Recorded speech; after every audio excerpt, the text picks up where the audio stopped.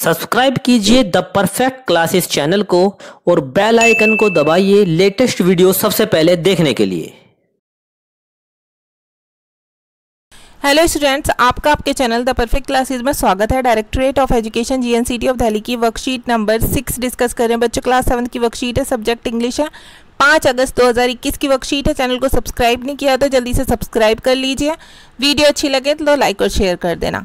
तो question number 1 देखते हैं बच्चों। Match the word with the right picture. हमें शब्दों को उसकी तस्वीर के साथ मिलाना है। तो देखिए, किंगडम क्या है बच्चों? किंगडम में होता है राज्य, उसे हम यहाँ पर मैच कर देंगे। ये किंगडम की पिक्चर है, ठीक है। यहाँ पर आ जाएगा फर्स्ट, ठीक है। और ये किंग को किससे मैच करेंगे? यहाँ पर, क्योंकि ये क्या है, ये किंग है, इसके आगे मैंने सेकंड लिख दिया, ठीक है। अब नेक्स्ट देखते हैं। Read the passage carefully and answer the questions given below. देखते हैं, हमें ये पढ़ना है। रीड द पैसेज केयरफुली, ध्यानपूर्वक, and answer the questions given below, और नीचे दिए प्रश्नों के उत्तर देने हमें। तो हम पढ़ लेते हैं बच्चों।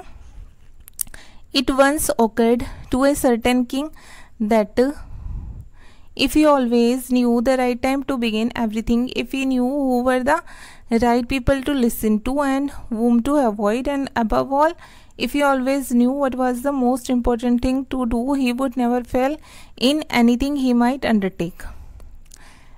It once occurred, एक बार क्या होता है बच्चों कि एक राजा कहता है कि अगर वह ये बात जान जाएगा कि किसी काम को शुरू करने का, ठीक है, राइट टाइम क्या है, बिगिन एवरीथिंग, किसी भी काम को शुरू करने का सही समय क्या है, अगर वह ये जान जाए, who are the right people to listen to, कौन से ऐसे सही लोग हैं जिसे उसे सुनना चाहिए, और किसको उससे अवॉइड कर देना चाहिए, किसकी बात उसे नहीं सुननी चाहिए। और इन सबसे ऊपर अगर उसे ये पता चल जाए कि सबसे महत्वपूर्ण काम क्या है करने के लिए, अगर वो ऐसा करता है तो वो कभी भी अपने जीवन में फेल नहीं होगा, मतलब असफल नहीं होगा। And this thought having awkward to him, और ये उसके साथ उसे पता लगाने के लिए उसने क्या किया, he had it proclaimed through out his kingdom, उसने अपने राज्य में घोषणा कर दी। प्रोक्लेम्ड का मतलब होता है बच्चों घोषणा कर दी, that he would give a great reward, क्या देगा वो, एक बहुत बड़ा इनाम देगा। किसे देगा? टू एनीवन, कोई भी व्यक्ति, हु वुड टीच हिम, जो उसको ये सिखाएगा या ये बताएगा कि what was the right time for every action, किसी कार्य को करने का सही समय क्या है, and who were the most necessary people, और कौन सा वो सबसे आवश्यक व्यक्ति है, and how he might know, जिसके बारे में उसे जानना चाहिए, and what was the most important thing to do, और सबसे महत्वपूर्ण चीज़ क्या है करने के लिए, ठीक है। ये क्वेश्चन उसके माइंड में थे, इसलिए उसने कहा मैं इनाम दूंगा जो भी मेरे इन प्रश्नों के उत्तर देगा, ठीक है बच्चों। अब क्वेश्चन नंबर 1 मैच हमने कर लिया था। क्वेश्चन 2 देखते हैं। Answer the following question by choosing the right option. Right option पर आपको चूज करके उसे देखकर उस पर टिक करना है, ओके स्टूडेंट्स। तो फर्स्ट है, who wanted to know the right time to begin everything. कौन जानना चाहता था किसी भी काम को शुरू करने का सही समय? मिनिस्टर जानना चाहता था, किंग जानना चाहता था, या सोल्जर जानना चाहता था? बच्चों कौन जानना चाहता था? किंग, ठीक है। हम बी पर टिक कर देंगे, ओके स्टूडेंट्स।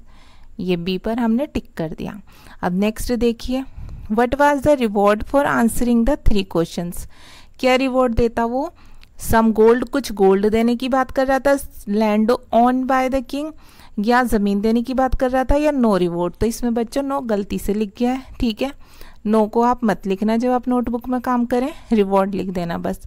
तो बच्चों वो किसकी बात कर रहा था? रिवॉर्ड देने की बात कर रहा था। तो इसका आंसर सी होगा, क्योंकि ना तो वो गोल्ड देने की बात करता है, ना ही वो लैंड देने की बात करता है कि राजा के द्वारा लैंड दी जाएगी किसी को, ठीक है। ऐसा कुछ नहीं कहता, वो रिवॉर्ड की बात करता है, तो हम रिवॉर्ड पर टिक कर देंगे। The word proclaimed means, proclaimed का मतलब क्या होता है? प्रेज, प्रशंसा करना, या an announcement by the king. तो बच्चों राजा के द्वारा घोषणा करना होता है प्रोक्लेम्ड का मीनिंग, ठीक है। हम इस पर टिक कर देंगे। Question number 4, the king thought if he knew all 3 answer he would. राजा सोचता है कि वो अगर जानेगा इन 3 प्रश्नों के उत्तर तो क्या सब चीज़ में फेल नहीं होगा, किसी भी चीज़ में, या फेल हो जाएगा, या फेल हो जाएगा। तो इसका आंसर ए होगा कि वो फेल नहीं होगा किसी भी चीज़ में। अब यहाँ और देख लेते हैं, व्हाट वाज द, इसमें पूछे हुए हैं 3 क्वेश्चन जो राजा जानना चाहता था। What was the right time या ईयर टू बिगिन एवरीथिंग, तो बच्चों इसमें आप लिख देना टाइम। ओके स्टूडेंट्स, आप टाइम लिख देना इसमें, ठीक है।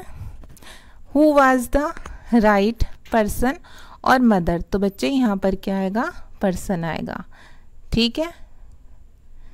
कि कौन से सही पर्सन होना चाहिए जिसको वो सुने, तो यहाँ पर पर्सन आएगा, तो यहाँ पर आप पर्सन कर लेना, ठीक है। आप अपने आप लिख लेना, ये लिखा हुआ पर्सन मैं अंडरलाइन कर देती हूँ, यहाँ पर टाइम के नीचे मैंने अंडरलाइन कर दिया। और इसमें क्या आएगा, what was the most important और डिफ़िकल्ट थिंग टू डू, सबसे महत्वपूर्ण चीज़ क्या करने के लिए, तो यहाँ पर आप ये लिख लेना इम्पोर्टेंट। ओके स्टूडेंट, तो ये आपकी वर्कशीट तो सॉल्व हो गई, बहुत ईजी थी वर्कशीट तो बच्चा आपकी, ठीक है।